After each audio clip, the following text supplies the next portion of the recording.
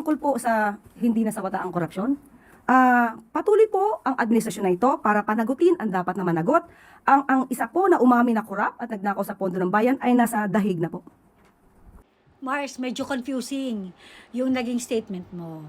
So sinasabi mo ba na dahil sa kagustuhan ni Bangag na masawata at mapanagot yung mga korap, si PRRD na umaming korap ay nasa dahig na?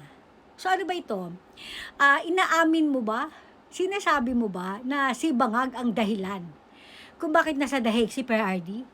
Sinasabi mo ba na si Bangag ang nagpadala kay PRRD sa dahig? I mean, come on. Nakakaloka lang kasi maling information ang binibigay mo na naman sa tao. Tapos, yung advokasya mo na ipaglaban ng tama dahil ikaw nga ang nakakaalam ng katotohanan at ikaw ang may hawak ng katotohanan, ano tong sinasabi mo? As far as the Filipino people knows, okay, si PRRD ay nasa dahig because of the EGK ng war on drugs na ginawa niya nung panahon ng kanyang administrasyon. It has nothing to do with corruption na sinasabi mo. I mean, come on, niyayabang mo na yung isang umamin na siya ay corrupt, ay nasa dahig na po. I mean, come on, anong kinalaman? Anong kinalaman ni PRRD sa korupsyon na ginagawa ngayon ng administrasyon?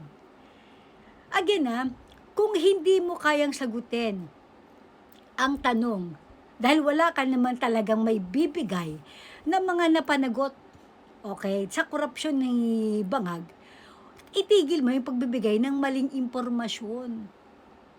Ang hilig mong magsabi na unprofessional, si VP Sara, unprofessional, yung mga kaalyado niya, look at yourself. Professional ka ba sa ginagawa mo? I mean, come on, PCO ka.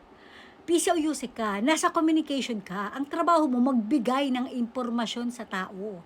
Pero yung ginagawa mo, maling information yan, Mars eh. Hindi korupsyon ang dahilan kung bakit nasa dahig si PRRD. War on drugs yun, yung EJK Kinemirut na sinasabi nyo.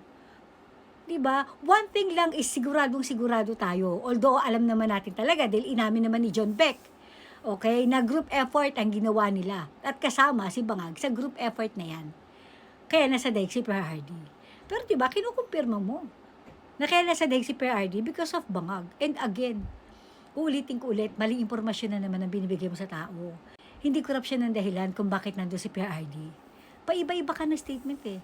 Kung hindi mo kayang ipagtanggol si Bangag, tigilan mo yung kakapanira sa mga Duterte. Isang araw, Mare, aanihin mo lahat. Aanihin mo lahat ng mga ginagawa mo.